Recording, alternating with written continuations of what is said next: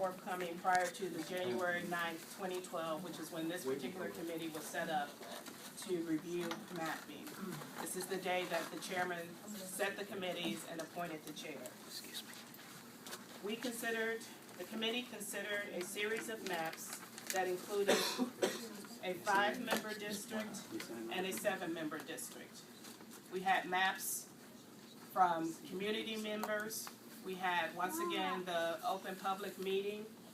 We never received anything from the school board after asking many times. So we dealt with the particular maps that were before us. The committee had motions on 2 maps. One was for a 5-member district and one was for a 7-member district. As the vote was called, the 7-member district was 2, 4, 3 against. Consequently, we brought forth the 5-member map. It was voted 3 for, 2 against.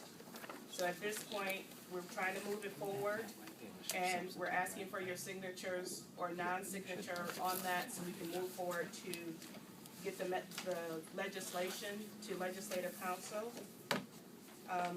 At this point, we're open for comment. Yes.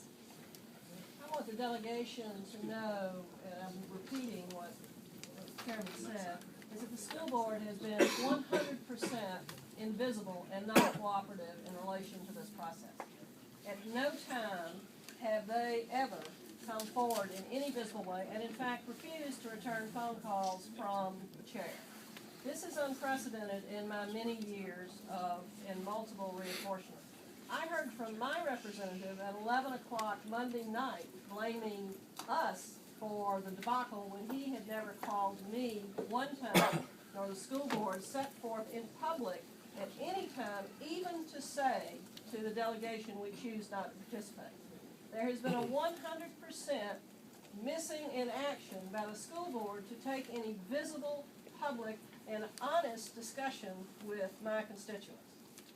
The map that has come forward that the committee voted out with a 1-vote margin, I believe was secreted through the process by some school board members who refused to come forward and discuss it in any public way for reasons that I cannot ascertain. And that is a fundamental problem which I'm not at all blaming Chairman Simone Bell about, but I do believe is a fundamental failure of our school board to act in any honest way with the people in my district. The 5-person map that was set forward does significant damage to my area of DeKalb County, which does enjoy the benefit of some of Georgia's best schools.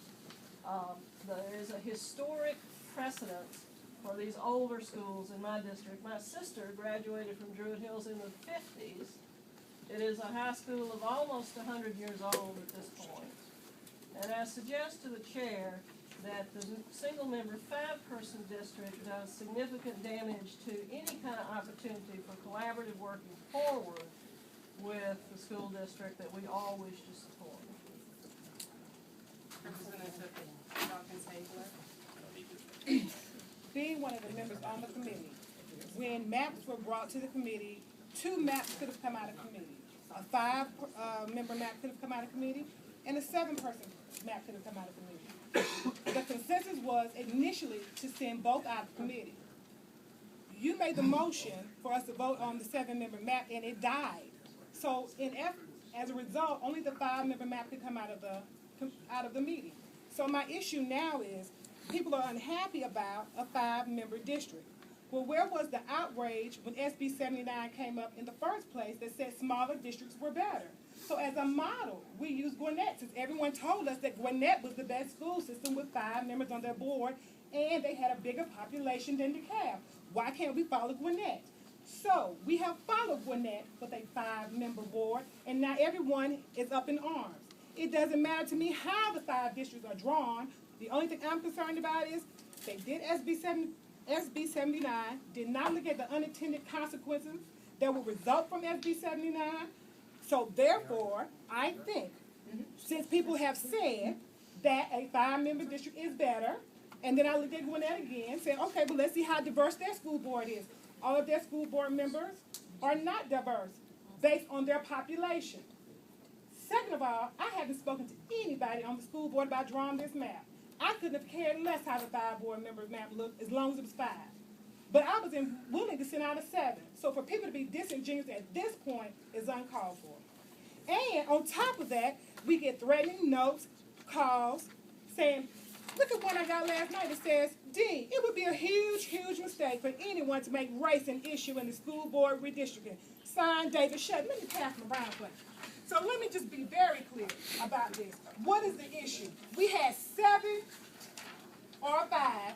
We voted out of 5. Please pass these down. There you go. 7 or 5.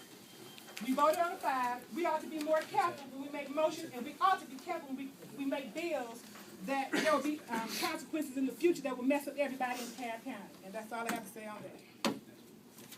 Representative Taylor. I just want to make a request, the chair, if we could have the secretary record the members here. We have members missing that I feel are obfuscating their responsibility in voting on this stuff. Thank you. And the other statement I have is I want to reflect Representative Oliver and Representative Bell's thing. We had this data last May. The school board and the county commissioners had this data last May, the same time we had the census data. And the fact that we're at February 9th, literally at the last minute doing this is just unconscionable. That's all I have to say. Representative Mitchell. Yeah, I just wanted to say that this would bring us back to the reasonableness. The fact of the matter is, I don't think there was any racial intent on either side that brings us to this matter. I think it was said very well that what brings us to this point is that the lateness of the hour as to when we received the maps. I think we've been talking about this for almost a year now. So I just, Madam Chair, I would ask us to just proceed with the business at hand, and let's get on to doing the signatures that we made. I have one more representative who had a comment. I do have a comment. I want to say publicly why I oppose the map that came out of committee. I was in favor of what I call the Oliver Benfield map that has 7 districts. And the map that we propose respects communities of interest, and it carefully follows attendance zones and the high schools and their feeder schools. And I think that's very important when you're looking at school board redistricting. And in fact, the map that we have proposed even delineates where the attendance zones are. And I think that is critical, and we are also respectful of making sure that those members whose terms did not end until 2014 would not be unfairly drawn out of their district till their term had ended. And I thought it was a fair map and a reasonable map, and I will be voting no today. I think the 5 map does not respect communities of interest. Thank you. I won't sign it. Representative Holcomb. Can I ask a procedural question? Because I was on that subcommittee and was on the short side of the vote, and it wasn't my understanding that that would preclude the 2 maps coming forward, and that may have just been my own error. But the question that I want to make sure that I understand procedurally today is if this vote or this map does not pass, what happens? We need 2 signatures to get it passed. Even past this is another legislative process that has to take place. So this is not the end-all to be-all. We know that it has to go to the Senate. We know that the Senate is doing their own particular maps. Mr. Chair, do you want to add anything to that? It had to go to the Intergovernmental Coordination Committee. Right. So, get out of the House first. Right, so there's a lot more legislative process that it has to go to. I'm not sure that I was clearly stating my question then. If this does not pass, what happens? Do we vote on a different map, or what would be the procedure there? So I'm not asking about the other parts of the legislative process. I'm honestly not sure what we do at that particular point. My hope was that everyone would do their job and show up to do their job so that we could come to a consensus. My point is procedural also, Representative Holcomb, because I've been thinking about the next several steps. It's, I believe that this body today, I'm entitled to offer a substitute motion. If a motion is put forward for the 5-person, I believe in this body, under Robert's Rules of Order, I'm entitled to offer a substitute motion for the 7-person district, which I believe is a better district for our county. But whether or not either map goes forward out of this district, the Chuck Sims Intergovernmental Committee has its own process. And if we are this conflicted, and if we are this adversarial with one another, I believe that leadership will take over once again. And so procedurally, we're many different steps away. That's why I think it would be better if we simply move forward with a consensus on the 7-person single-member district. I'll not address the history on 79 or what the legal implications are of that or what our options were, but I will say this, that I pre-filed intentionally in November 2011 a bill to implement Senate Bill 79 in a rational way, and not one person of this delegation has ever come forward and offered an alternative. So I did that with the intent to demonstrate to this delegation and to my constituents that there was a process, plan, in order, publicly reported for their consideration, and no one has come forward to suggest any other alternative procedure. I'd like to respond to that. I do recall us having a meeting, Representative Oliver, and it may have been the first meeting where I mentioned that you had a bill. And I believe at that time you said there was no bill, because I had seen that particular bill. It was a short paragraph. And I asked if that was something that we were going to discuss. And my recollection is, and on the update that we have, that I sent out, and you said you did not have a bill. So that's my recollection. It was not an oversight by me. I can't speak for the rest of the. Just for clarification, Madam Chair, what I said was I pre-filed House Bill 671. All of you with computers can bring it up and look at it. It's a matter of public record. I did that for the purpose of advising the delegation that there were options available, and no one has come forward with any other options. And one of the discussion points about this is, should we have a referendum? Should the people of DeKalb County decide to reduce from 9 to 7? That is an option. Any member of this delegation can choose to file a bill to say we have a referendum. No ideas have been come forward at all. Okay? That was the point of my comment. But it's a matter of public record that it's filed. I understand that, which is why I asked you about it, because I have a copy of it, and I've had it since the beginning of this whole entire process. 671. Representative Drenner.